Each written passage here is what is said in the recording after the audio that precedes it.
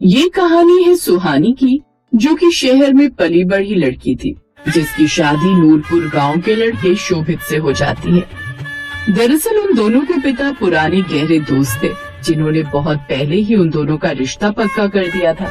सुहानी शादी करके जैसे ही गांव आई तो वहाँ का नजारा देखकर हैरान रह गई। सुहानी अब सोचती ही रहोगी या आगे भी बढ़ोगी?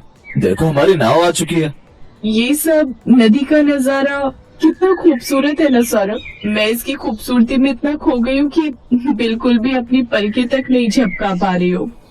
इतना बोलकर सुहानी अपने पति शोभित के साथ नाव में बैठ जाती है। नाव चालक नाव चलाता है। सुहानी नाव में बैठे बैठे प्रकृति के नजारों का मजा लिए जा रही थी। कुछ देर बाद वो नदी किनारे बने अपने उस ससुराल में पहुंच जाती है। सुहानी, ये है तुम्हारा नदी किनारे बसा ससुराल। तो मैडम, कैसा लगा तुम्हें अपना ससुराल? सचमुच ये सब बड़ा ही खूबसूरत है। फिर सुहानी की सास प्रोमिला हाथ में आरती की थाली लिए अपनी नई बहू का स्वागत करती है और कहती है, बहू, इस नदी किनारे रहने वाली तेरी सास ने जीवन में एक ही बात सीखी है इस बहती नदी से, कि सदा इस नदी की तरह बहती रहना। जीवन में सुख दुख आएंगे पर कभी ठहरना मत। जी माँ जी। फिर सुहानी गृह प्रवेश कर अपने कमरे में जाती है तो वहाँ की खिड़की से नदी का बड़ा ही सुंदर नजारा देखती है। वाह यार, क्या व्यू है। दिल खुश हो गया नजारा देख के। नहीं तो शहरों में अगर खिड़की खोलो तो बस या तो गंदे नाले या सामने वाले का छज्जा ही नजर आता है। सुहानी बड़ी खुश थी। फिर वो अपनी पहली रसोई में सबके लिए पकवान बनाकर तैयार कर लेती है। बहू, अगर खाना बन गया हो तो बाहर ही ले आओ। हम सब पूरा परिवार बाहर नदी किनारे छतरी लगाकर बैठकर ही खाना खाते हैं, ताकि नदी का नजारा भी हमें देखने को मिलता रहे। कुछ देर बाद सुहानी बाहर सबके लिए खाना लगाती है और वो सब बड़े मजे से नदी की ठंडी ठंडी हवा के बीच बैठकर खाना खाते हैं। घर में आई नई बहू को ये सब बड़ा अच्छा लगता है।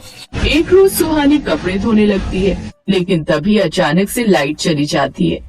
अरे बाप रे, ये क्या, लाइट चली गई। अब मैं मशीन में कपड़े कैसे धोऊंगी। अब सुहानी अपनी सास के पास जाती है। माँ जी देखिए ना, कपड़े मशीन में लगाए ही थे कि अचानक लाइट चली गई। भाभी, ये तो यहाँ हर दूसरे दिन होता है। बाहर मौसम खराब हो तो बार बार लाइट चली जाती है और कई बार तो यहाँ पूरे पूरे दिन भी लाइट नहीं आती।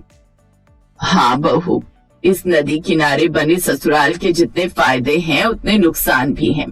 ऐसा कर, अब तू ये सारे कपड़े नदी किनारे ले जाकर हाथ से ही धो ले। इस लाइट का कोई भरोसा नहीं कब तक आएगी। अब बेचारी बहू उस धूप में कपड़े धोते धोते उसे नानी याद आ जाती है। हे भगवान, इस कड़कड़ाती धूप ने तो आफत मचा रखी है। यहाँ तक कि नदी का पानी भी गर्म हो गया है। ऐसे ही अगला दिन भी हो जाता है। फिर सुहानी के भाई का फोन उसे आता है। क्या यार दीदी, कहाँ हो? दिन से आपको फोन मिला रहा हूँ, लेकिन आपको तो फोन ही नहीं लग रहा है। और बताइए, मन लग गया आपका वहाँ? अमन, तुझे तो पता है मेरा ससुराल नदी किनारे है, तो इसलिए यहाँ थोड़ा नेटवर्क इशू है, शायद इसलिए फोन नहीं लग रहा होगा। लेकिन सच कहूँ, यहाँ नदी के किनारे ससुराल होने में ना बड़ा मजा आता है। यहाँ खिड़की खोलते ही नदी का व्यू नजर आता है। वहाँ शहर में तो जब भी कमरे की खिड़की खोलो तो शर्मा आंटी और शर्मा अंकल की कुड़कुड़बाजी की आवाज ही आती रहती थी। हाँ ये तो है, लेकिन मेरा दोस्त पंकज है ना, उसका घर मनाली में, वो भी नदी के पास ही। तो वो बताता है कि कभी कभी मगरमच्छ, सांप भी बहते हुए उस नदी में आ जाते हैं और कभी कभी तो बाढ़ भी आ जाती है। इसीलिए अपना ध्यान रखना। और पता है, एक बार तो वो बात पूरी कर पाता उससे पहले ही फोन में चार्जिंग न होने के कारण वो डिस्कनेक्ट हो जाता है। लेकिन अब उस नदी को लेकर उसके मन में डर बैठ जाता है। अब घर में 3 दिन से लाइट न होने के कारण मोटर भी नहीं चला पाती वो, जिस कारण टंकी का पानी खत्म हो जाता है और अब घर के कामकाज के लिए उसे नदी से पानी लाना पड़ता है। उस रोज भी 2 बार नदी से पानी भरकर लाने के बाद जब वो तीसरी बार पानी भरने गई तो पानी भरते वक्त उसकी बाल्टी में सांप आ गया। सांप, सांप, बचाओ, बचाओ। बाल्टी छोड़ वो वहाँ से भागने लगी। वो डरते हुए घर आती है। क्या हुआ बहू, क्यों चिल्ला रही हो? यहाँ कोई सांप नहीं है। उसकी ननद उसे पीने को पानी देती है, जिससे उसे थोड़ा आराम मिलता है। लेकिन अब नदी को लेकर डर उसके मन में घर कर गया था। ऐसे कुछ दिन बीत जाते हैं। एक रोज बालकनी में बैठे हुए सुहानी सोचती है, हे भगवान, ये कहाँ फंस गई मैं। न तो फोन में बैटरी और न ही बिना लाइट के टीवी देख सकते हैं, और तो और किसी से फोन पर बात भी नहीं कर सकते क्योंकि फोन ही नहीं चार्ज हो पा रहा। तभी लाइट आ जाती है। ये देख सुहानी खुश हो जाती है, लेकिन फिर अचानक मौसम बिगड़ने लगता है और तेज हवाएं चलने लगती हैं। तभी बाहर तेज आंधी तूफान चलने लगता है और आंगन में डाले हुए कपड़े हवा में उड़कर नदी में गिर जाते हैं। ओह नो, मेरी फेवरेट साड़ी। सुहानी उस साड़ी को पकड़ने के लिए नंगे पैर ही दौड़ी दौड़ी चली जाती है, लेकिन वो साड़ी पानी में बहते हुए चली जाती है। उदास होकर सुहानी घर की ओर आने लगती है कि तभी उसके पैर में कंकड़ चुभ जाता है। बाजी! अरे ये क्या कर लिया बहू, देख कैसे पाँव से खून बहने लगा है। इसे डॉक्टर के पास लेकर जाना होगा, लेकिन नाव तो अभी शोभित लेकर गया है। इतने में शोभित वहाँ आ जाता है। शोभित उसे नाव में बिठाकर डॉक्टर के पास लेकर जाता है, जिससे पट्टी करके उसे आराम मिलता है। ऐसे कुछ दिन बीतते हैं और एक रोज घर में बहुत ही कम राशन पानी बचता है। सुनिए जी, हमें आज ही बाजार जाकर राशन लाना होगा। घर में थोड़ा ही राशन बचा है। ठीक है, लेकिन अभी तो मुझे जरूरी काम है, कल चलते हैं। लेकिन अगले दिन बाहर जोरों की बारिश शुरू हो जाती है और ऐसे में नदी में नाव लेकर जाना खतरे से खाली नहीं था, इसलिए वो राशन लेने नहीं जा पाते। अब अगले 3 दिन तक लगातार बारिश होती रहती है और इसी बीच उनके घर का राशन पानी भी खत्म हो जाता है और अब उन सबको भूखा ही रहना पड़ता है। और धीरे धीरे नदी के पानी का स्तर ऊपर आने लगता है। हे भगवान, कहीं ऐसा ना हो कि बाढ़ आ जाए। उस रोज सारी रात वो लोग डर के मारे सो नहीं पाते, लेकिन फिर रात को पानी काफी कम हो जाता है। ऐसे ही कुछ दिन बाद, दीदी, मैं कितने दिनों से आपका फोन मिला रहा हूँ, लेकिन नेटवर्क होने की वजह से बात ही नहीं हो पा रही थी। अच्छा, मैंने ये बताने के लिए फोन किया था कि कल आपके भाई की शादी है, आप समय पर आ जाना सब। क्या? तेरी शादी? हाँ, यही बात बताने के लिए मैं और माँ कई दिनों से आपको फोन कर रहे थे, लेकिन नेटवर्क नहीं थे। ऊपर से बारिश इतनी हो रही थी कि हम आ भी नहीं पाए। तू चिंता मत कर अमन, हम सब तेरी शादी में आएंगे। अगले दिन वो लोग नाव लेकर निकल पड़ते हैं, लेकिन नाव से पहुंचते पहुंचते उन्हें इतनी देर हो जाती है कि तब तक शादी भी खत्म हो जाती है। दीदी, जीजा जी, आप अब आ रहे हैं? पता है मैं कितनी देर तक आप लोगों का इंतजार करता रहा। ये क्या, शादी तो हो भी गई। देखा माँ जी आपने, उस नदी किनारे ससुराल होने से हमें शांति तो मिलती है, लेकिन कितनी परेशानियों का सामना करना पड़ता है। अगर ऐसे ही चलता रहा तो ऐसा ना हो कि हमें हमारे रिश्तेदारों से दूर होना पड़े। मेरे इकलौते भाई की शादी भी मैंने मिस कर दी। बस अब और नहीं, मैं वहां नहीं रह सकती। हम लोग कभी कभार घूमने वहां जा सकते हैं, लेकिन रहने के लिए नहीं। शोभित जी, सोचिए, माँ जी की उम्र हो रही है। खुदा ना खास्ता कल को उनकी तबीयत खराब हो गई और मौसम खराब होने के कारण हम उन्हें समय से अस्पताल न ले जा पाए तो। ये सुनकर अब वो सभी घबरा जाते हैं। शायद बहू बिल्कुल ठीक कह रही है। हमारे वहां रहने के कारण हम अपने रिश्तेदारों से भी दूर होते जा रहे हैं। अब हम यहीं शहर में ही रहेंगे। अब वो लोग शहर में एक सोसाइटी में फ्लैट लेकर रहने लगते हैं और कभी कभार अपने उस नदी वाले घर में छुट्टियां बिताने चले जाते।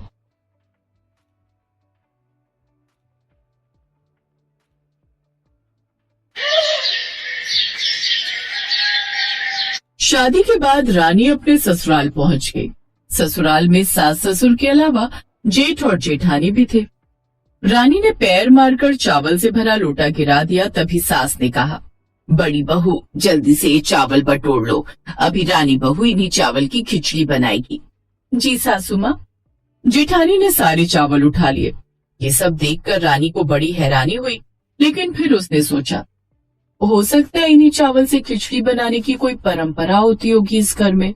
घर के अंदर आते ही उसके पति विक्रम ने कहा, माँ, मुझे तो बहुत जोरों की भूख लगी है। भूख तो हम सबको भी लगी है। अब जल्दी से रानी से पहली रसोई की रस्म करा लेते हैं। बड़ी बहू, रानी को ये चावल दे दो, खिचड़ी बना लेगी। माँ जी, इतने कम चावल में सभी लोग खाना खा लेंगे? ये क्या कह रही है बहू, इन चावलों में कम से कम 3 बार खिचड़ी बनानी है तुझे। ये सब जानकर रानी बहुत हैरान हो गई। खैर, वो अपने ससुराल वालों की बात टाल तो सकती नहीं थी और सीधी सादी भी बहुत थी, इसलिए उसने थोड़े से चावल में खिचड़ी बना दी। सभी लोगों ने सिर्फ गिनती के 2-2 चम्मच खिचड़ी खाए और सभी का पेट भर गया। मेरा पेट तो कुछ ज्यादा ही भर गया। अब तो मुझे नींद भी आ रही है। तुम दोनों भी जाओ, आज तुम दोनों की सुहागरात है, मुबारक हो। मैंने भी आज कुछ ज्यादा ही खा लिया। 1 चम्मच की जगह 2 चम्मच ले लिए। फालतू का खर्चा हो गया। चलो मैं भी सोता हूँ, तुम सब भी सो जाओ। थक गए होंगे सब लोग। अपनी ऊर्जा को बर्बाद नहीं करना चाहिए। भैया भाभी, मैं भी जा रही हूँ सोने, मैंने भी बहुत खा लिया आज। ये सब देखकर रानी को बहुत अजीब लगा। खैर वो अपने पति विक्रम के साथ कमरे में जाकर बातचीत करने लगी।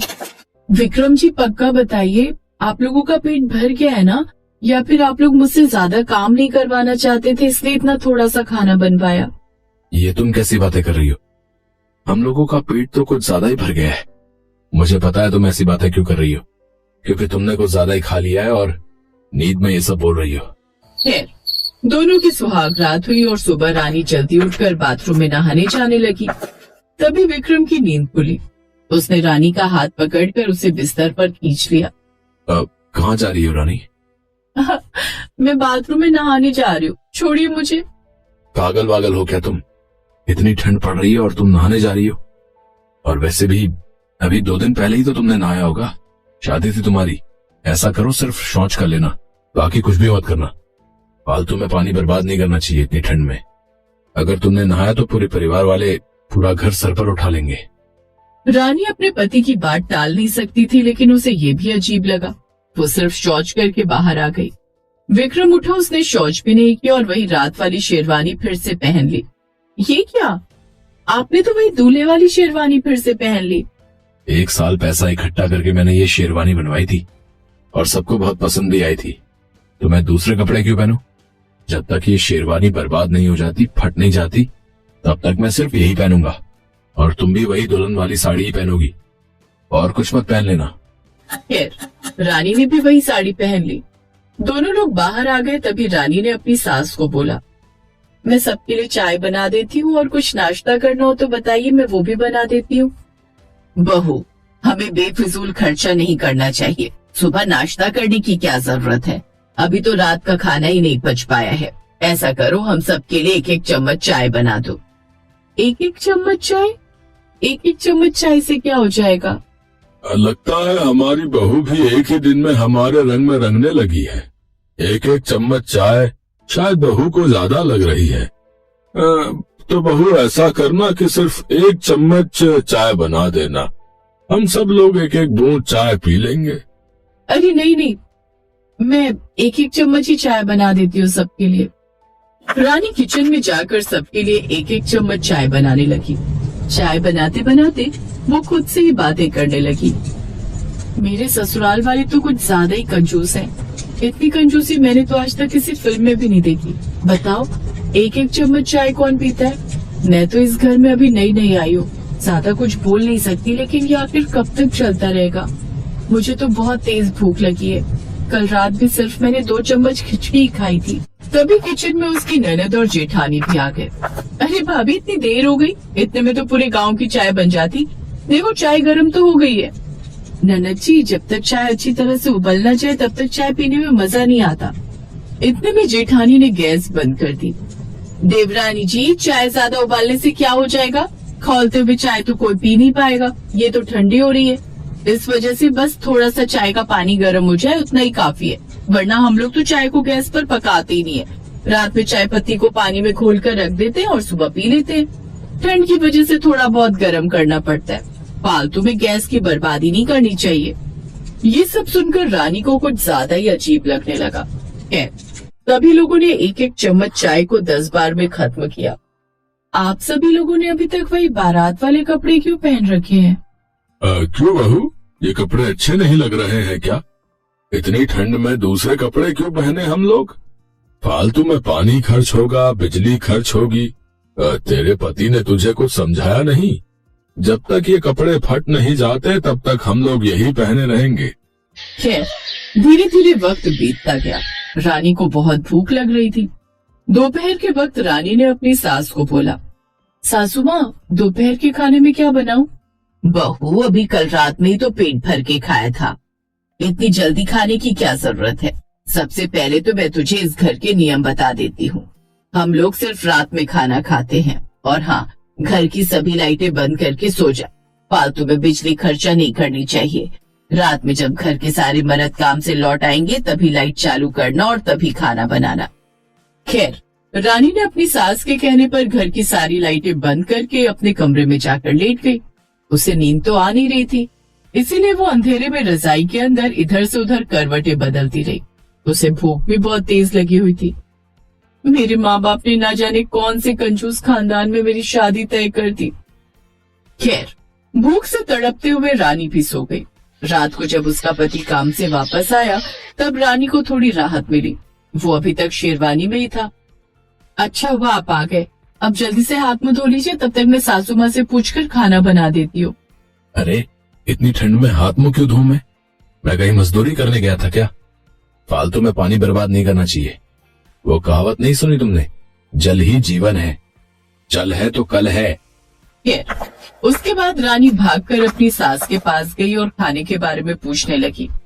बहू, ऐसा करना, एक आलू की सब्जी बना लो और एक रोटी बना लेना।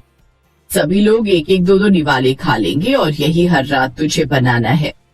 जहाँ अभी तक रानी भूख की वजह से तड़प रही थी, उसे लग रहा था कम से कम रात को भरपेट खाना मिलेगा। ये उम्मीद भी उसकी टूट गई। उसने सिर्फ एक रोटी और एक आलू की सब्जी बना दी। सभी एक एक निवाला खाकर डकार मारने लगे। ये सब देखकर रानी को गुस्सा भी आ रहा था और हंसी भी।